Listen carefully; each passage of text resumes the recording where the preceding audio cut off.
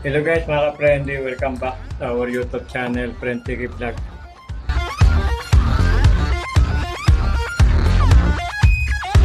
I-share natin kung paano mag-check ng mga capacitor.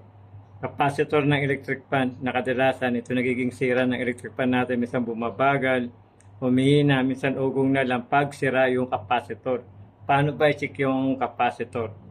Pag-check nito guys, gagamit lang tayo, gamit ang analog multimeter. Kung wala kayong digital analog, i-arrange lang kayo sa 1K o 10K. Kasi pagka times 100, hindi niya na mariread.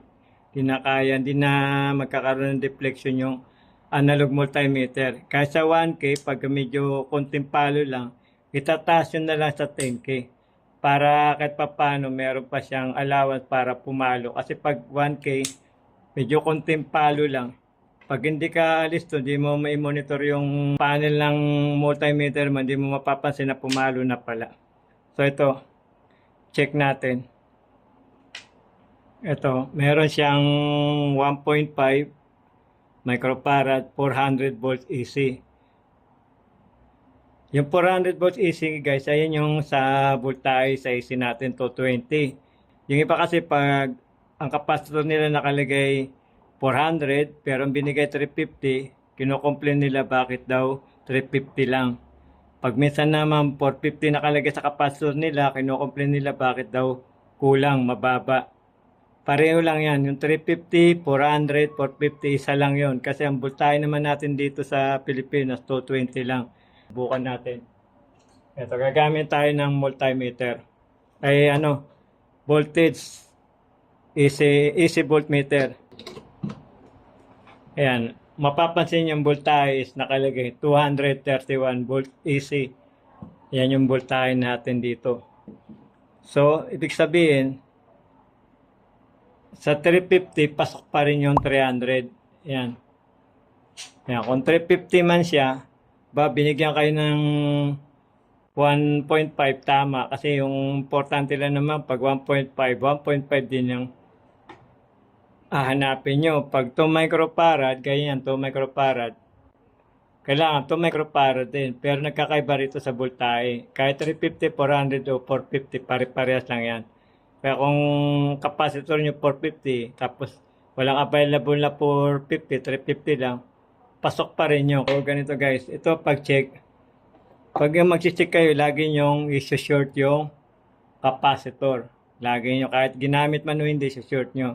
Tapos, wag nyo nga hawakan yung magkabilang dulo ng tester. Kasi pag hinawakan nyo yan, papalo yung tester nyo. Ayan o, may palo siya.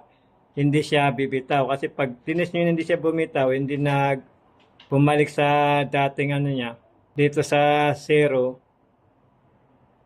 ibig sabihin, may leak yung capacitor, huwag nyo hawakan. Gawin nyo lang, kung may alligator clip kayo, i-clip nyo lang ganito. Yung isa, kahit magkabaliktaran, walang polarity to.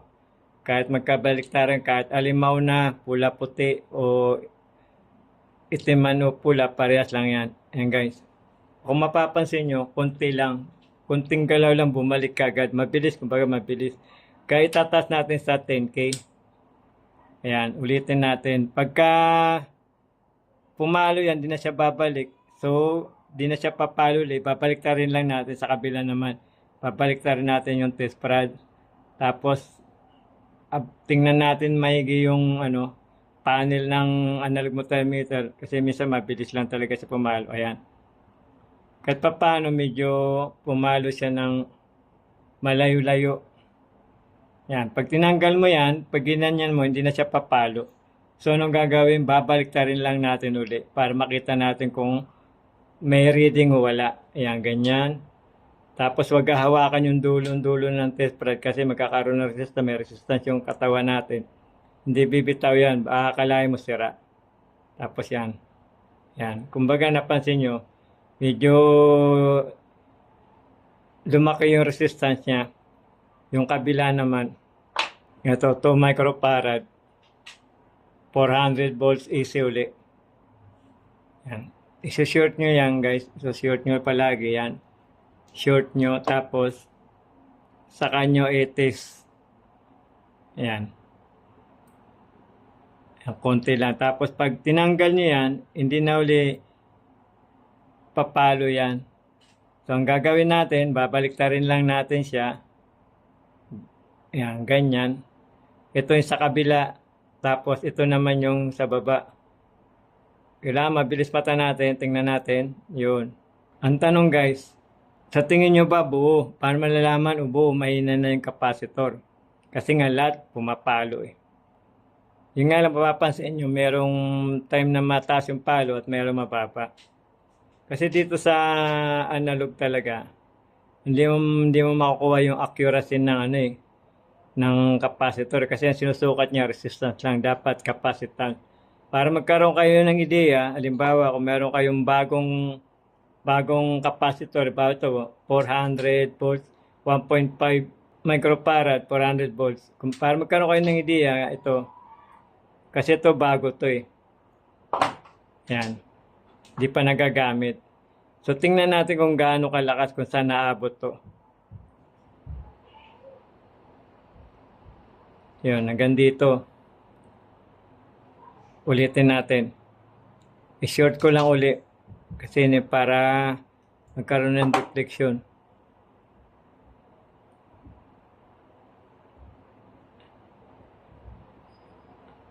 Malapit na sa 30 guys. Malapit sa 30 oh.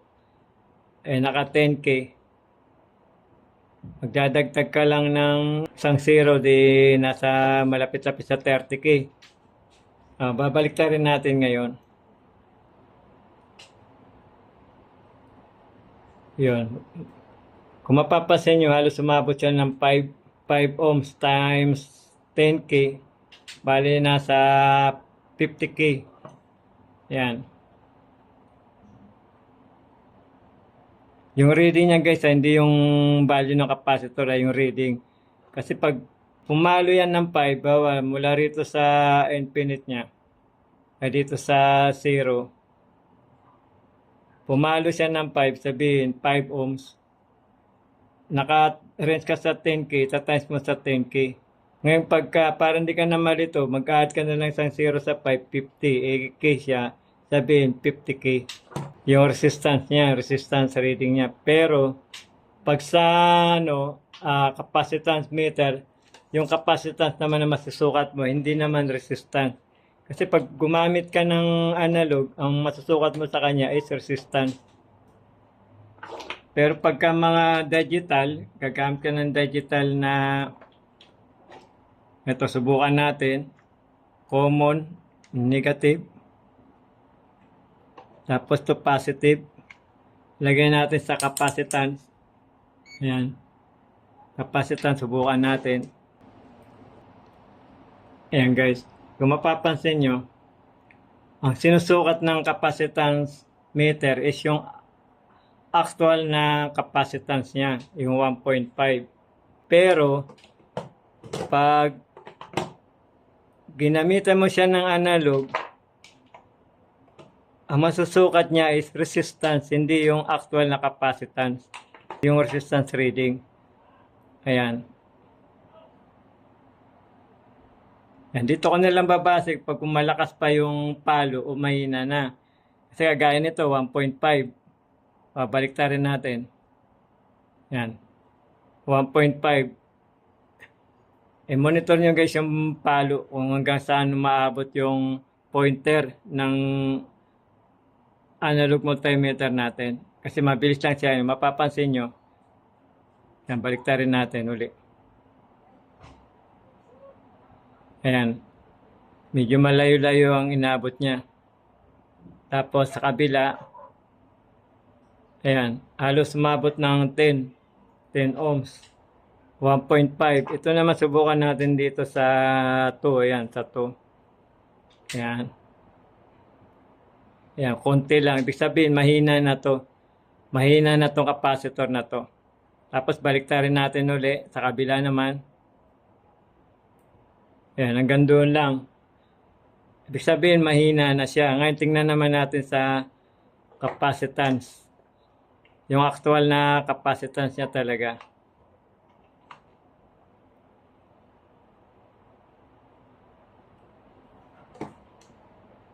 Ayun guys, oh, mapapansin nyo, 258 nanofarad na lang. Ayan, 258 nanofarad. Kaya pag inano mo yung resistance niya, talagang mahina na. Yun ang pinagkaiba ng analog sa digital. O itong isa.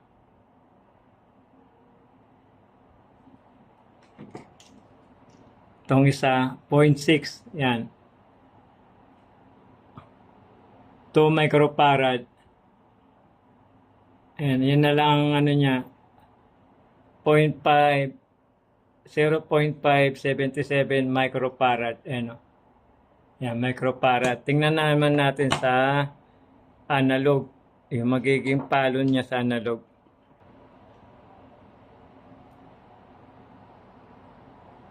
Yan, ganun lang talaga guys.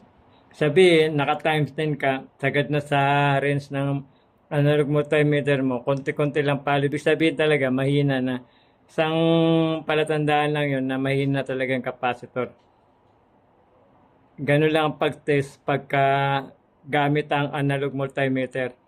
Yan, ganun lang. Kasi pagka 1.5 na bago na hindi pag ginamit, mapapansin nyo medyo malayo ang reading niya. Ayan o. De-short muna natin. Kasi nahawakan ko eh. Kasi katawan natin may ano yan eh, may resistance.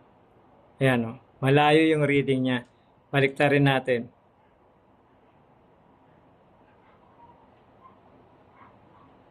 .5 na bago. Oh, mapansin nyo hanggang aabot na siya ng 5 ohms, malayo. Kumpara dito sa 2 microfarad na konti na lang ang palo niya, no? Pag binaliktad natin, yan, ganyan na lang siya. Hindi na nangalati. Ganun lang guys, pag-check. Ito 1.5, oh. Last 1.5. Bukan natin kung malakas pa ang resistance nito. Ulitin ko lang guys, masusukat nyo sa analog multimeter resistance, hindi yung actual na capacitance. Ang sinusukat ng analog, yung lakas pa ng ano niya, resistance ng capacitor. Pag gusto mo masukat yung actual na capacitance, gagamit ka ng capacitance meter. Ayan, talagang hindi na siya umabot ng 4 eh. Talagang mahina na, baliktarin natin.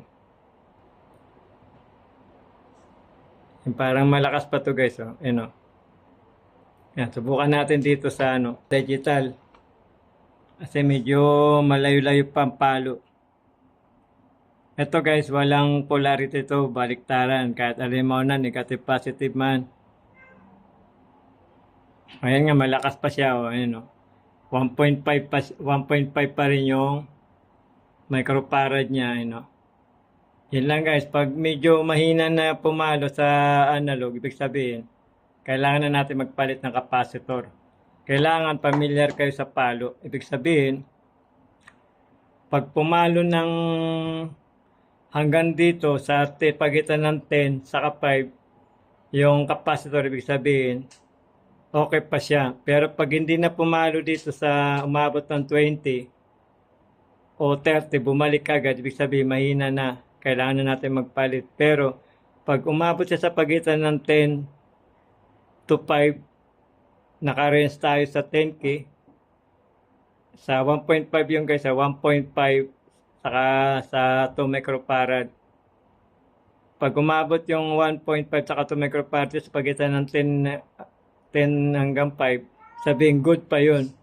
Pero pag dito na lang sa 30, hindi na umabot ng 20, tapos babalik, ibig sabihin, mahina na, kailangan mo na palitan yung capacitor. Yun lang guys, sana may natutunan kayo sa vlog natin ngayon tungkol sa paano mag-check ng capacitor ng mga electric fan. Susunod na ano natin guys, pangalan na lang, salamat. Hanggang dito na lang.